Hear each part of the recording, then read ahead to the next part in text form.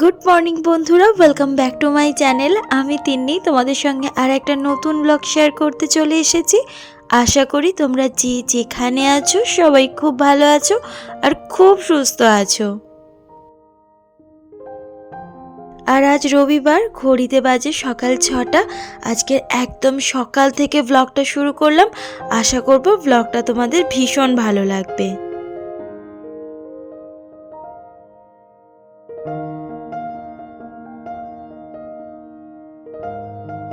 আর দেখো, সকাল সকাল স্নান টান সেরে সাজুগুজু করে নিয়েছি। আর আগের দিন যারা ব্লগ দেখেছো তারা তো জানোই আজকের আমার সকাল সকাল বেরোনোই ছিল। আর টাইটেল আর থাম্বনেল দেখে বুঝতেই পেরে গেছো যে আজ আমরা কোথায় যেতে চলেছি। আর এখন আমি বাইরে চলে এসেছি। আর আমার কোথাও বেরোনোর থাকলে আমি আর ঘরে বসে থাকতে পারি না রেডি হওয়ার পরে। আর তোমাদের দাদা গাড়িটা বার করছে। আর বাইরে কিন্তু বেশ ঠান্ডা আর অনেক কুয়াশা পড়েছে। আর এখন খুব বেশি হলে সবে 7:30টার মতো বাজে।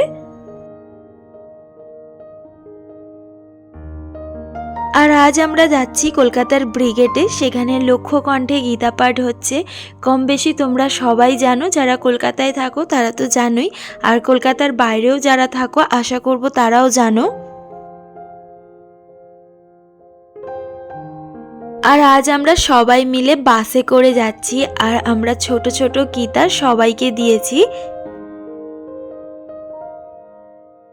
আর আমি ভীষণ এক্সাইটেড যে লক্ষ্য কণ্ঠের মধ্যে আমার কণ্ঠটাও একটা, যে লক্ষ্য কণ্ঠে গীতা পাঠ হচ্ছে।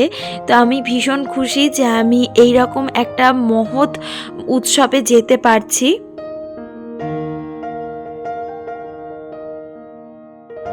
এখানে দেখো, আমরা কলকাতায় চলেই এসেছি, তবে ব্রিগেড মাঠ কিন্তু অনেকটা দূর। আর বাসগুলোকে অন্য একটা জায়গায় পার্কিং করতে হচ্ছে। আর এখানে দেখো আমরা কত সবাই মিলে এসেছি। আর আমরা সবাই একসঙ্গে জোটবদ্ধ হয়ে যাচ্ছি।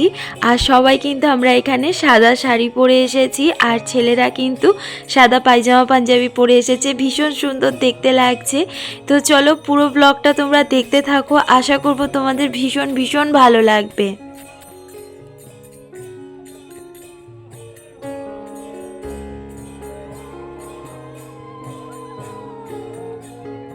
আর কৃষ্ণ নামেই তো পৃথিবীর সমস্ত দুঃখ দূর হয়।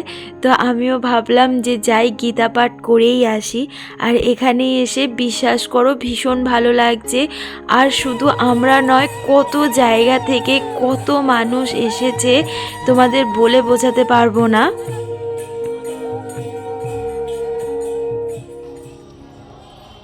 আর দেখো মানুষ লাইন দিয়ে যাচ্ছে। আর ওই সেই দেখা যাচ্ছে ওখানে ব্রিগেড মাঠ। এখনো কিন্তু অনেকটাই আমাদের হাঁটতে হবে।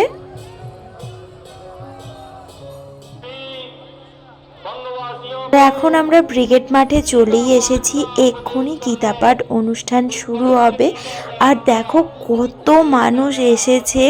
লক্ষ্য কণ্ঠে গীতা পাঠ বলেছে, তবে আমার মনে হয় 1 লক্ষেরও বেশি মানুষ এখানে রয়েছে।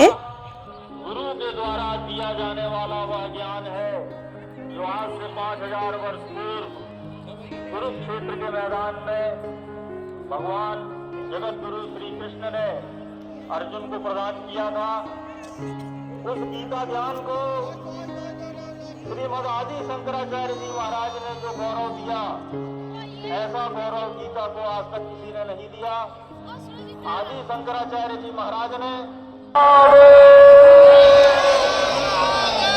शंकराचार्य परंपरा अनुযায়ী প্রায় 2500 বছরের পুরনো এই পরম্পরা, তাই বিরোধাবলী বলে একটি স্তোত্র পাঠ হয় উনি প্রবচন হবার আগে।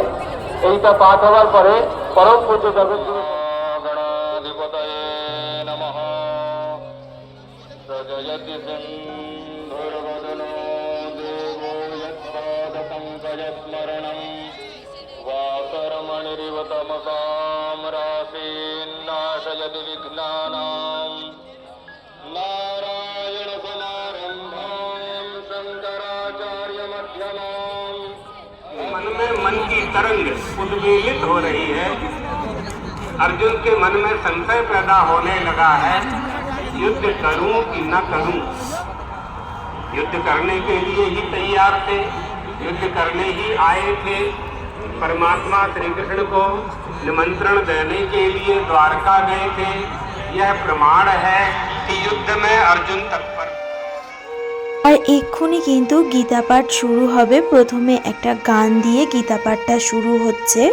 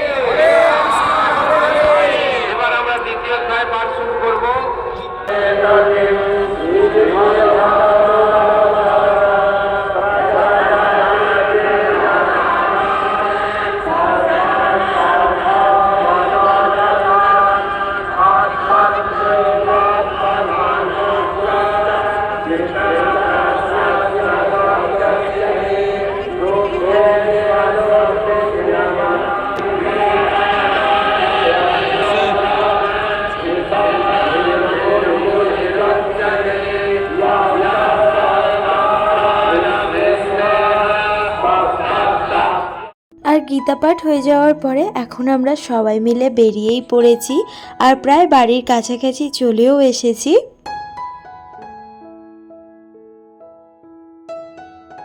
আর আজ ব্লগটাও আমি এইখানেই শেষ করছি। ব্লগটা যদি তোমাদের একটুও ভালো লেগে থাকে লাইক শেয়ার কমেন্ট করে দিও, আর যারা নতুন দেখছো চ্যানেলটাকে প্লিজ একটা সাবস্ক্রাইব করে দিও।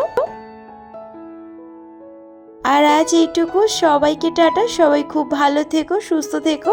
কাল আর একটা নতুন ব্লগ নিয়ে তোমাদের সামনে হাজির হয়ে যাব। সবাইকে টাটা।